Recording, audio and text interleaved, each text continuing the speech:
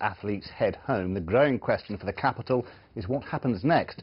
London told the IOC that the Games would leave a legacy. A big word, an even bigger promise.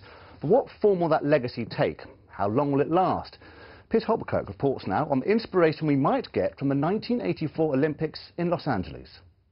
Ask these young basketball players about the impact of the Olympics, and one word keeps cropping up. I'm really inspired. I am really speechless right now. I want to be in the 2016. I was very inspired, actually. It's like when I see the people like getting medals, it's like I want one of those.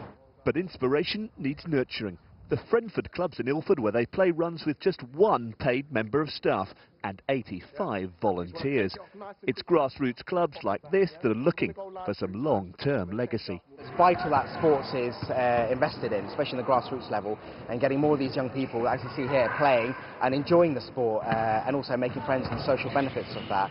So today the call came for the creation of a dedicated fund for grassroots sport. We think it's really important that there's a new stream of money for community-based sport to increase participation, to get young people involved. What we're arguing for is a new foundation supported by government but with other funders coming in to support places like this. The inspiration comes from another Olympic city, Los Angeles. LA took leftover cash from the Olympics and put it into an investment fund, the dividends paying for community sports projects. The fund's president is now urging our government to find the cash to follow its example. Youth sports is not expensive. It's a great investment. Imagine just investing, what is it, maybe £80 per kid in a program. And your return is a young person who's more likely to be a great citizen, a young person who will care about his or her own peers, a young person who will want to aspire to something higher. That's a very good investment. The LA84 Foundation started with an endowment from the Games of $93 million. Since then, though, it's spent more than $200 million in the community. It's helped more than 2.5 million youngsters and provided grants to over 1,000 organisations.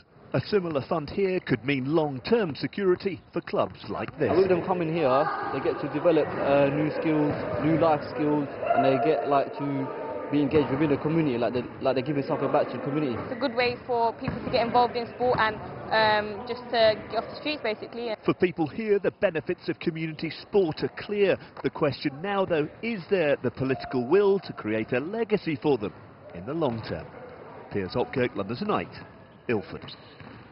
Now, many of you will recognise Alan Abraham.